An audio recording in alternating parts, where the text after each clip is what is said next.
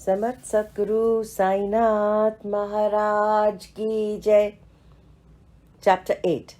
Importance of Human Birth, Sai Baba begging food, Baijabai service, Sai Baba's dormitory, his affection for Kushal Chand.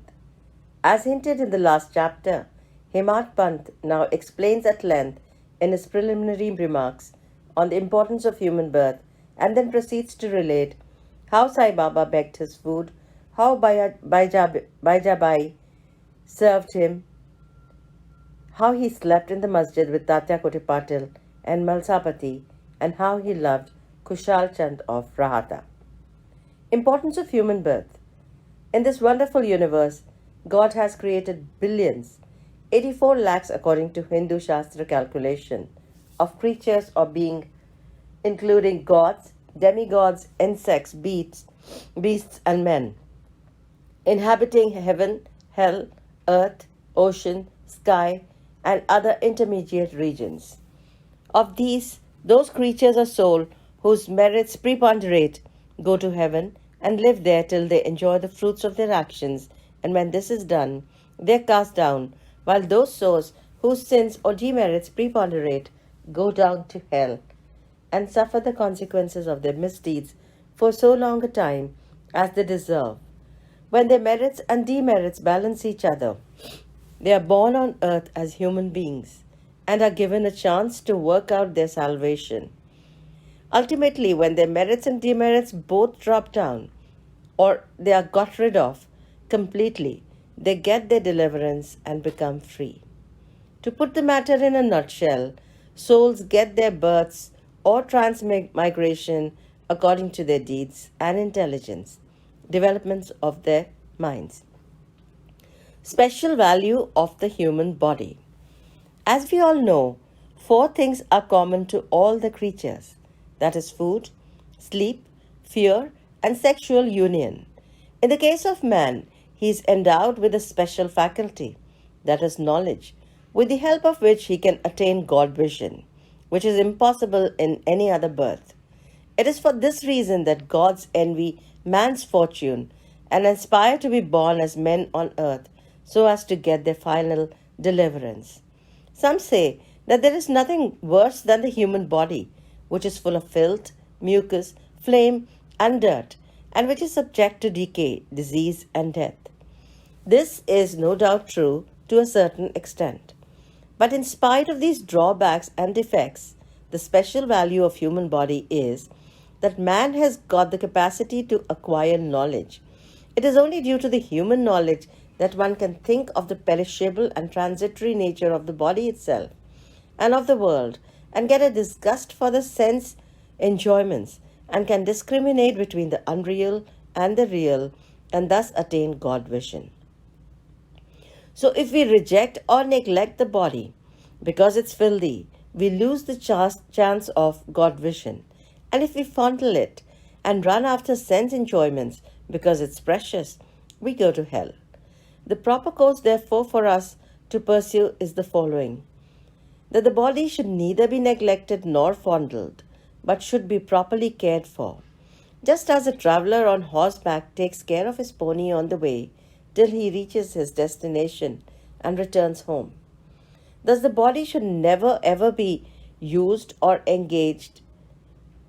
Thus the body should ever be used or engaged to attain God vision or self-realization, which is the supreme end of life. It is said that though God created various sorts of creatures, he was not satisfied, for none of them was able to know and appreciate his work. So he had to create a special being, man, and endow him with a special faculty, that is knowledge. And when he saw that man was able to appreciate his Leela, marvelous work, and intelligence, he was highly pleased and satisfied. Vide Bhagavad 11:9-28. So really it is good luck to get a human body, better luck to get birth in a Brahmin family, and best one to get an opportunity or having recourse to Sai Baba's feet and surrendering to him. Man's endeavor. Realizing how precious the human life is, and knowing that death is certain, and may snatch us at any time. We should be ever alert to achieve the object of a life. We should not make the least delay, but make every possible haste to gain our object, just as a widower is most anxious to get himself married to a new bride, or just as a king leaves no stone unturned to seek his lost son. So, with all earnestness and speed, we should strive to attain our end, that is self realization, casting aside sloth and laziness, warding off drowsiness. We should day and night meditate on the self. If we fail to do this, we reduce ourselves to the level of beasts. How to proceed? The most effective and speedy way to gain our object is to approach a worthy saint or sage, a Sadguru, who has himself attained God vision. What cannot be achieved by hearing religious lectures and study of religious works is easily obtained in the company of such worthy souls. Just as the sun alone gives light, which all the stars put together cannot do, so the Sadguru alone imparts spiritual wisdom, which all the sacred books and sermons cannot infuse. His movements and simple talks give us silent advice. The virtue of forgiveness, calmness, disinterestedness, charity, benevolence, control of mind and body, egolessness, etc., are observed by the disciple as they are being practiced in such pure and holy company. This enlightens their mind and lifts them up spiritually. Sai Baba was such a sage or Sadguru. Though he acted as a fakir, he was always engrossed in the self. He always loved all being in whom he saw God or divinity. By pleasures he was not elated. He was not depressed by misfortunes. A king and a pauper were the same to him. He, whose glance would turn a beggar into a king, used to beg his food from door to door in Shirdi. And let us now see how he did it. Baba begging food. Blessed are the people of Shirdi in front of whose houses Baba stood as a beggar and called out, "O lassie, give me a piece of bread," and spread out his hand to receive the same. In one hand he carried a tamrail, tin pot, and in the other a choli or chopadari, that is a rectangle piece of cloth. He daily visited certain houses and went from door to door. Liquid or semi-liquid things such as soup, vegetable milk, or buttermilk were received in the tin pot, while cooked rice, bread, and such solid things were taken in the joli. Baba's tongue knew no taste, as he had acquired control over it. So how could he care for the taste of different things collected together? Whatever things he got in his joli and in the tin pot were mixed together and partaken by Baba to his heart's content. Whether particular thing were tasty or otherwise was never noticed by Baba, as his tongue was devoid of the sense of taste altogether. Baba begged till noon, but his begging was very irregular. Some days he went a few rounds, on other days up to 12 noon. The food thus collected was thrown in a kundi, that is, earthen pot. Dog, cats, and crows freely ate from it, and Baba never drove them away. The woman who swept the floor of the masjid took some 10 or 12 pieces of bread to her house, and nobody prevented her from doing so. How could he, who even in dreams never warded off cats and dogs by harsh words and signs, refuse food to poor helpless people? Blessed indeed is the life of such a noble person. People in Shirdi took him in the beginning for a mad fakir. He was known in the village by this name. How could one who lived on alms by begging a few crumbs of bread be revered and respected? But this fakir was very liberal of heart and hand, disinterested and charitable. Tough he looked, though he looked fickle and restless from outside, he was firm and steady inside. His way was inscrutable. Still, even in that small village, there were a few kind and blessed people who recognized and regarded him as a great soul. One such instance is given below. Baijabai's brilliant service. Tatya Kote's mother, Baijabai, used to go to the woods every noon with a basket on her head containing bread and vegetables. She roamed in the jungles, course after course, trampling over bushes and shrubs in search of the mad fakir. And after hunting him out, fell at his feet. The fakir sat calm and motionless in meditation, while she placed a leaf before him, spread the eatables, bread, vegetables, etc., thereon, and fed him forcibly. Wonderful was her faith and service. Every day she roamed at noon in the jungles and forced Baba to partake of lunch. Her service, upasana, or penance, by whatever name we call it, was never forgotten by Baba till his Mahasamadhi. Remembering fully what service she rendered, Baba benefited her son magnificently. Both the son and mother had great faith in the fakir, who was their god. Baba often said to them, Fakiri, mendicancy was the real lordship, as it was everlasting, and the so-called lordship, riches, was transient.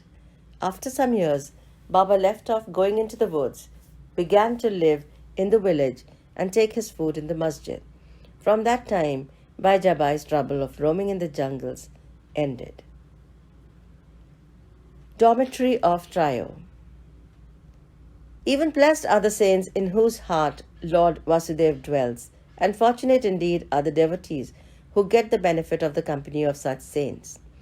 Two such fortunate fellows, Tatya Kote Patil and Bhagat Malsapati, equally shared the company of Sai Baba.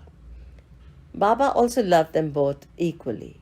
These three persons slept in the masjid with their heads towards the east, west, and north, and with their feet touching one another at the center. Stretching their beds, they lay on them, chit-chatting and gossiping about many things till late at midnight. If any one of them showed any signs of sleep, others would wake him up.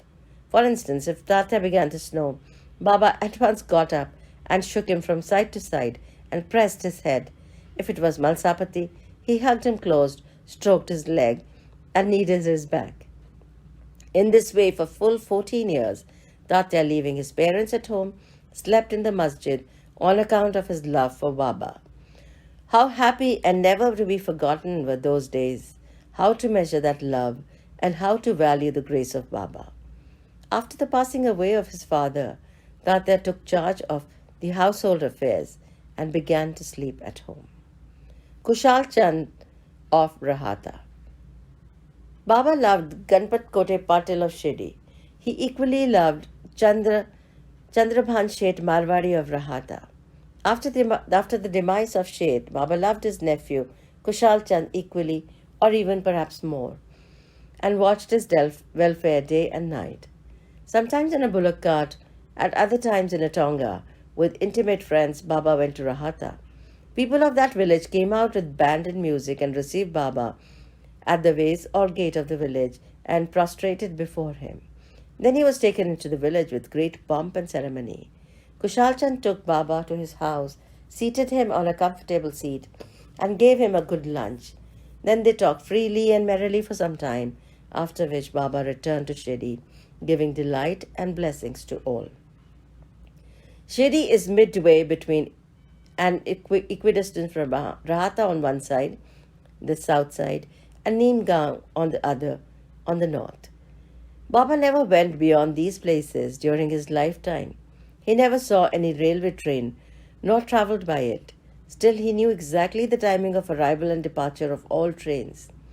Devotees who acted according to Baba's instruction regarding their departures, which were given by him at the time of taking his leave, fared well, while those who disregarded them suffered many a mishap and accident. More about this and other matters will be told in the next chapter. Bow to Sri Sai. Peace be to all. Note: an incident given in the footnote at the end of this chapter showing Baba's love for Kushal Chand now. He asked one afternoon Kaka Sahib Dikshit to go to Rahata and fetch Kushal Chand to him, and at the same time appeared before Kushal Chand in his no-nap dream, asking him to come to Shirdi, is not given here, as it is described in the body of the book Sai Satcharitra later in chapter 30.